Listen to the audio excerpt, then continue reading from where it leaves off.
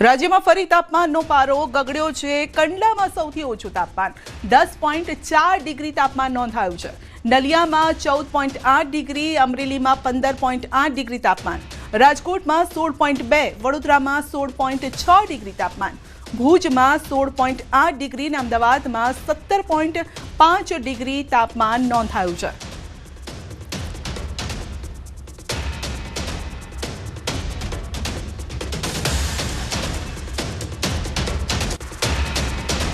તો ઠંડીને લઈને અંબાલાલ પટેલની આગાહી છે। કાલથી ઠંડી વધવાની પણ શક્યતા। આગામી 24 કલાકમાં રાજ્યનું હવામાન પલટાઈ શકે છે। 5 ડિસેમ્બર સુધીમાં ઉત્તર ગુજરાતના ભાગોમાં ઠંડીનું જોર રહી શકે છે। અમદાવાદ, ગાંધીનગરમાં પણ ઠંડીનું જોર રહી શકે છે। આગામી 48 કલાકમાં રાજ્યનું હવામાન પલટાવાની શક્યતા રહેશે અને ઠંડી આવવાની શક્યતા રહેશે। લગભગ ડિસેમ્બરની બીજી તારીખથી ઠંડી આવવાની શક્યતા રહેશે, જેમાં ઉત્તર ગુજરાતના ભાગોમાં લગભગ 5મી ડિસેમ્બર સુધીમાં ઠંડીનું જોર રહી શકે। લગભગ લઘુત્તમ તાપમાન મહેસાણાના ભાગો અને બનાસકાંઠાના ભાગો તેમજ કેટલાક પાટણના ભાગો અને મહીસાગરના ભાગો, પંચમહાલના ભાગો, આ ભાગોમાં ઠંડીનું જોર વધારે રહી શકે। અમદાવાદ, ગાંધીનગરના ભાગોમાં પણ ઠંડીનું જોર રહી શકે। માવઠાને લઈને અંબાલાલ પટેલની મોટી આગાહી છે। 5 થી 10 ડિસેમ્બરમાં હવામાનમાં પલટો આવી શકે છે। ઉત્તર મધ્ય ગુજરાતના ભાગોમાં હવામાનમાં પલટો આવી શકે છે।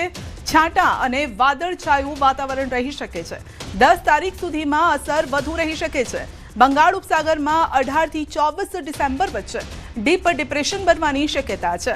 18 થી 24 વચ્ચે ગુજરાતનું હવામાન ફરી પલટાઈ શકે છે। તારીખ 5મી ડિસેમ્બરથી 10મી ડિસેમ્બર વચ્ચે હવામાનમાં પલટો આવે અને આ પલટાની અસરના કારણે ક્યાંક સાંટા કે વાદળવાયુ થઈ શકવાની શક્યતા રહેશે। 10મી તારીખ સુધીમાં તેની અસર વધારે રહી શકે। બંગાળ ઉપસાગરમાં 15 ડિસેમ્બર બાદ લગભગ 15 ડિસેમ્બર કે 18 ડિસેમ્બરથી 24 ડિસેમ્બર વચ્ચે એક ડીપ ડિપ્રેશન બનવાની શક્યતા રહેશે અને જેના કારણે પણ ગુજરાતનું હવામાન તારીખ 18 થી 24માં પલટાઈ શકે। 5 ડિસેમ્બરની આસપાસથી 10 ડિસેમ્બરમાં ક્યાંક હવામાનમાં પલટો આવી શકે। ઉત્તર ગુજરાતના ભાગોમાં હવામાનમાં વધારે પલટો આવી શકે। મધ્ય ગુજરાતના ભાગોમાં વધારે પલટો આવી શકવાની શક્યતા રહેશે। તો ડિસેમ્બરના પાછલા દિવસોમાં માવઠું થવાની શક્યતા છે। બીજા પખવાડિયાનું માવઠું વધુ રહેવાની શક્યતા। દક્ષિણ, મધ્ય અને ઉત્તર ગુજરાતના ભાગોમાં માવઠાની અસર રહી શકે છે। 18 થી 24 કે 25 તારીખ સુધીમાં અથવા ડિસેમ્બરના થોડાક પાછલા દિવસોમાં માવઠું થવાની શક્યતા રહેશે। એટલે ડિસેમ્બરમાં પ્રથમ પખવાડિયામાં અને બીજા પખવાડિયામાં વાતાવરણમાં ભારે પલટાવાની શક્યતા રહેશે, પણ બીજા પખવાડિયામાં ઘણા ભારે પલટાવાની શક્યતા રહેતા બીજા પખવાડિયાનું માવઠું કંઈક વધારે રહેવાની શક્યતા રહેશે। માવઠાની અસર બીજા પખવાડિયામાં દક્ષિણ ગુજરાતના ભાગોમાં રહી શકે, મધ્ય ગુજરાતના ભાગોમાં થઈ શકે, ઉત્તર ગુજરાતના ભાગોમાં પણ રહેવાની શક્યતા રહેશે। તો જીરાના પાકમાં ચરમો આવવાની શક્યતા છે। તુવેર જેવા પાકમાં પણ નુકસાન થઈ શકે છે। શાકભાજીના પાકમાં પણ અસર થઈ શકે છે। ચણાના પાકમાં સાનુકૂળતા રહી શકે।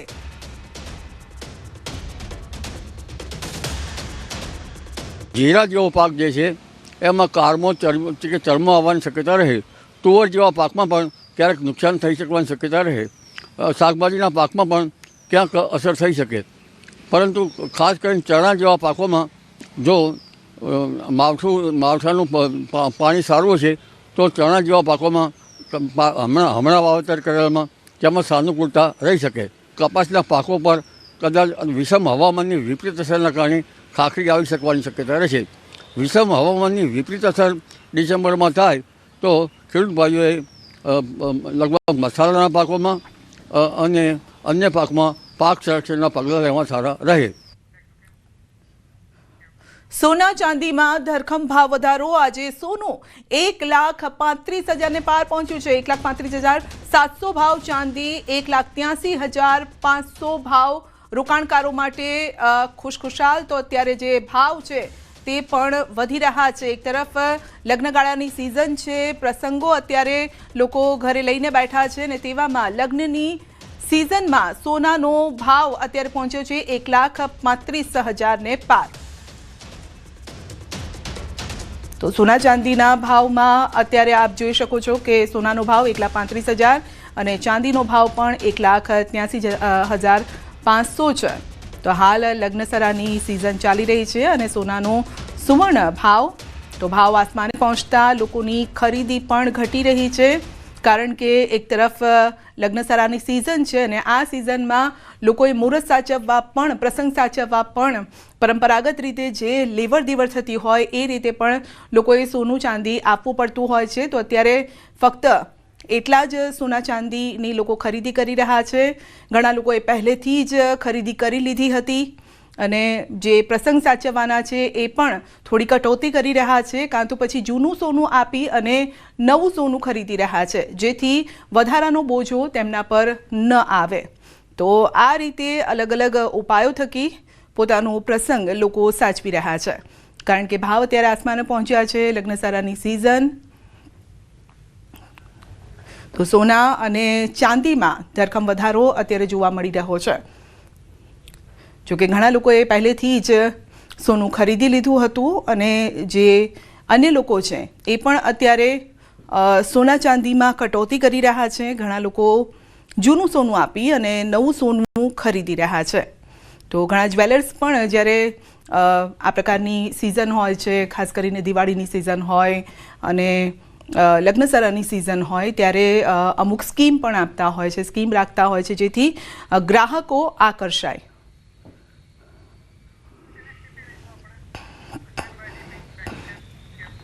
જૂનાગઢમાં જરૂરિયાત સમયે જ યુરિયા ખાતરની અછત.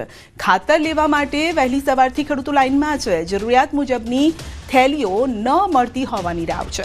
ખાતરનો પુરવઠો વધારવાની ખેડૂતોની માંગ છે. કલાકો સુધી લાઇનમાં ઊભા રહ્યા બાદ પણ ખાતર નથી મળતું. ઘરના કામ છોડી કતારમાં ઊભા રહે છે લોકો અને ખેડૂતો ઊભા રહે છે. તો વાવણીની તૈયારીઓ વચ્ચે ખાતરની કટોકટી છે અને દરરોજ ખાતર માટે ઊભા રહેવું પડે છે લાઇનમાં.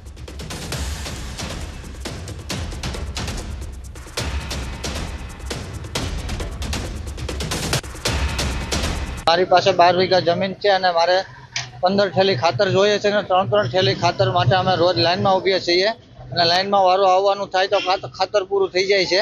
તો અમે પરેશાન છીએ આમાં. મારે ખાતરની જરૂર છે અત્યારે. તો આ રીતે અમે ખાતર માટે, ડીએપી માટે બી અમે 5-5 દી લાઈનમાં ઊભા હતા અને અત્યારે યુરિયા માટે અમે 5-5 દી લાઈનમાં ઊભા છીએ અને 2-3 થેલી યુરિયા આધાર કાર્ડ ઉપર આપે. 2-3 થેલીએ 40-45 વીઘાનું ક્યારે અમે પૂરું કરી લઈએ? તો અમે ખેતીનું કરીએ કે ખેડૂત મિત્રો બધા લાઈનમાં ઊભા રહીએ? તો આના માટે અમે સરકારશ્રીને વિનંતી કરીએ કે અમને પૂરતી વસ્તુ આપી શકે, પૂરતું ખાતર અમને અમારી જમીન પૂરતું અમને આપી શકે. ભિલોડામાં પણ ફરી યુરિયા ખાતરની અછત વર્તાય છે.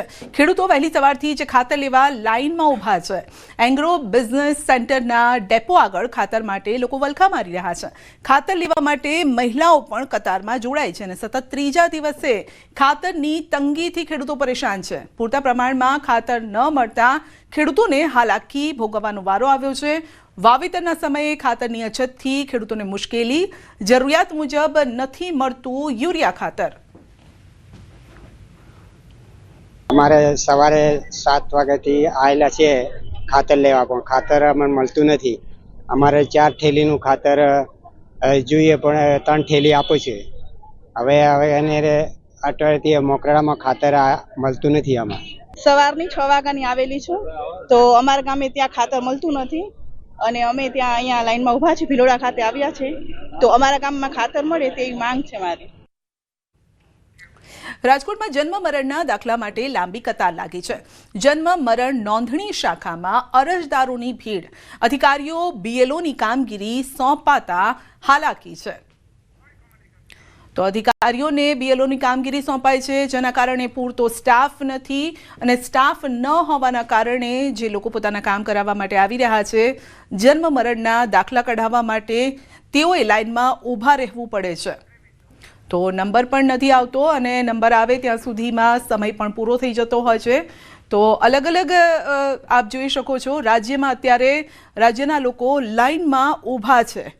ક્યાંક ખાતર માટે લાઈન છે તો ક્યાંક દાખલા માટે લાઈન છે. જૂનાગઢ અરવલ્લીમાં છેલ્લા ઘણા દિવસોથી ખાતર નથી મળી રહ્યું ને હવે તો રાજકોટમાં પણ અધિકારીઓ કર્મચારીઓ નથી, કારણ કે બીએલઓની કામગીરીમાં વ્યસ્ત છે, જેના કારણે લોકોએ લાઇનમાં ઊભા રહેવું પડે છે.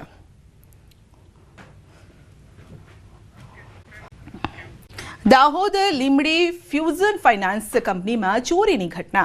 2 દિવસ અગાઉ ફાઇનાન્સ કંપનીની તિજોરીમાંથી 1,99,848ની ચોરી થઈ. સીસીટીવીના આધારે તપાસ હાથ ધરાઈ. ફાઇનાન્સમાં ફરજ બજાવતા હાલના અને અગાઉ નોકરી છોડી ગયેલ કર્મચારીઓની પૂછપરછ કરતા ચોરીનો ભેદ ઉકેલાયો. તપાસ કરતા આતિશ ભૂરિયા નામના વ્યક્તિએ ચોરી કરી હોવાનું સામે આવ્યું. લીંબડી પોલીસે આરોપીની ધરપકડ કરી રોકડ રકમ 1,99,848, હેલ્મેટ, મોટરસાયકલ સહિત મુદ્દામાલ કબજે કર્યો છે અને તપાસ હાથ ધરી છે.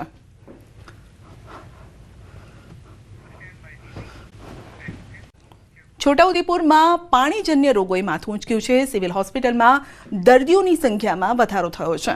શહેરમાં ગટરના પાણીનો સીધો નિકાલ ઓરસંગ નદીમાં થવાના કારણે પીવાના પાણીની લાઇનમાં ગટરનું પાણી, જે દૂષિત પાણી છે, તે ઘૂસી ગયું અને જેના કારણે પાણીજન્ય રોગો વધી ગયા છે, કેસ વધી ગયા છે. તો આ ગંદુ પાણી સીધું વોટર વર્ક્સના કૂવા દ્વારા લોકોના ઘર સુધી પહોંચી રહ્યું છે. નગરપાલિકા પાસે વોટર ટ્રીટમેન્ટ પ્લાન હોવા છતાં તેની નિયમિતતા નથી જળવાતી, જેનો અભાવ છે. તૂટેલી ગટર લાઇનનું પાણી નદીમાં ભળી જાય છે અને આ કારણે સમસ્યા ઊભી થઈ છે. સિવિલ હોસ્પિટલના ડોક્ટરે પણ આ રોગચાળાનું કારણ દૂષિત પાણી ગણાવ્યું છે. ત્યારે નગરપાલિકા દ્વારા તાત્કાલિક યોગ્ય પગલાં લેવાય તેવી સ્થાનિકોની માંગ છે.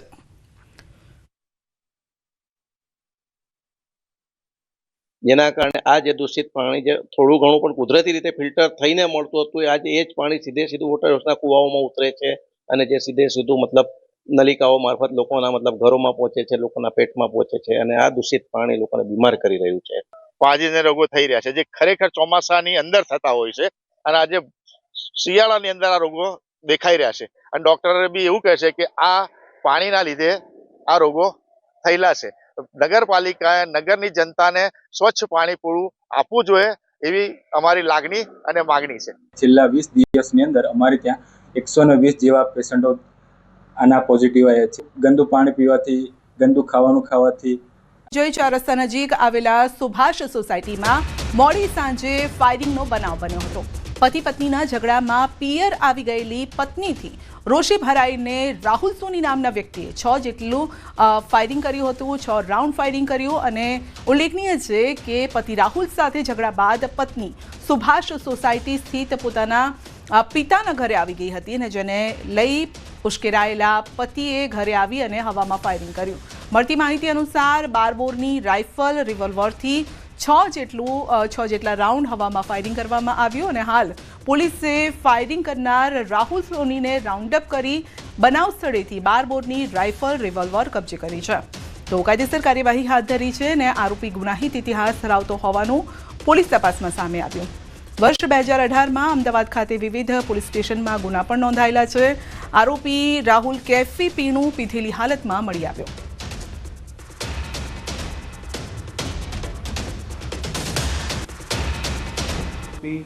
રાહુલ ઘનશ્યામભાઈ સોનીની ઉપર અગાઉ 2018માં Anandnagar police station, satellite police station અને સરખેજ પોલીસ સ્ટેશનમાં અલગ અલગ પ્રકારના ગુનાઓ દાખલ થયેલાની પ્રાથમિક વિગત પ્રાપ્ત થયેલી છે. પોતે કેફી પીણું પીધેલું હોય એવી અવસ્થામાં મળી આવેલા હતા, જે બાબતે પણ એની કાયદેસરની કાર્યવાહી હાથ ધરી એની ધરપકડ કરી આગળની કાર્યવાહી હાથ ધરવામાં આવેલી છે. સુરતમાં લૂંટના ગુનામાં સામેલ આરોપી 10 વર્ષે ઝડપાયો છે. સુરત પીસીબીની ટીમે મધ્યપ્રદેશના પન્ના જિલ્લામાંથી ઝડપી પાડ્યા છે અને છેલ્લા 10 વર્ષથી આરોપી ફરાર હતા. તો આરોપી નિલેશ પટેલ અને કીર્તિ ઉર્ફે કીર્તુ બિહારીલાલ પટેલની ધરપકડ કરાઈ છે. વર્ષ 2015માં ઉમરા વિસ્તારમાં લૂંટની ઘટનાને અંજામ આપ્યો હતો. ઘોડદોડ રોડ સ્થિત સોસાયટીમાં આવેલ બંગલાને નિશાન બનાવ્યું હતું. તો રોકડ રૂપિયા 60,000 અને મોબાઈલની લૂંટ કરી હતી.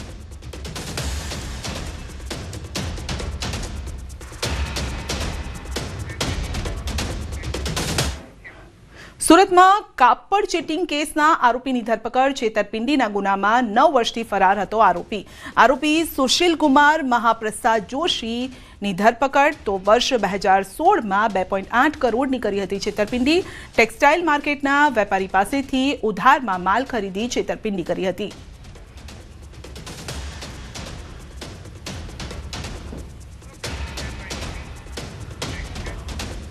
સુરતના કામરેજમાં દારૂબંધીના લીરે લીરા ઉડાડતો વિડીયો સામે આવ્યો. જાહેરમાં ચાલતા દારૂના અડ્ડાનો વિડીયો વાયરલ થયો છે. ખોલવાડમાં બુટલેગર ખુલ્લેઆમ દારૂનું વેચાણ કરતો હતો. દારૂની અલગ અલગ બ્રાન્ડ સાથે બિયરનું પણ વેચાણ કરતો હતો. પોલીસની છત્રછાયામાં વેચાણ થતું હોવાનો આરોપ છે. વિડીયો વાયરલ થયો છતાં પણ બુટલેગરને કોઈ ડર નથી.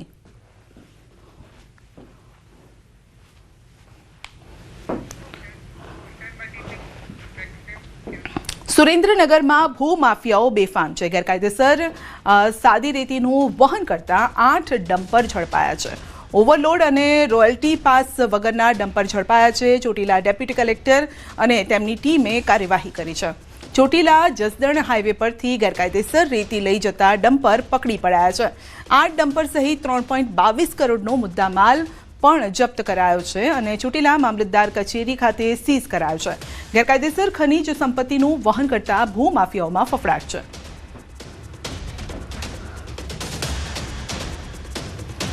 કુલ મળીને 8 ડમ્પર છે એ તદ્દન ગેરકાયદેસર રીતે સાદી રેતી ભરી અને વહન કરતા જપ્ત કરવામાં આવેલા છે. આમ મળીને કુલ 3 કરોડ ને 22 લાખ રૂપિયાનો મુદ્દામાલ જપ્ત કરી અને મામલતદાર કચેરી ચોટીલા ખાતે ખસેડવામાં આવેલ છે. આ તમામ ઇસમો સામે the Gujarat prevention of illegal mining, transportation and storage rules 2017 અંતર્ગત કાર્યવાહી હાથ ધરેલ છે. સુરતના માંડવી તાલુકાના ખોડાબા ગામે દીપડા માટેનું રેસ્ક્યુ સેન્ટર અને પ્રાથમિક આરોગ્ય કેન્દ્રનું લોકાર્પણ કરાયું છે. વન અને પર્યાવરણ મંત્રી અર્જુન મોઢવાડિયાના હસ્તે લોકાર્પણ કરાયું છે. 2 કરોડના ખર્ચે દીપડાઓ માટે રેસ્ક્યુ સેન્ટરનું નિર્માણ કરાયું છે. આ સેન્ટરમાં 20 દીપડાઓ રાખવાની કેપેસિટી છે.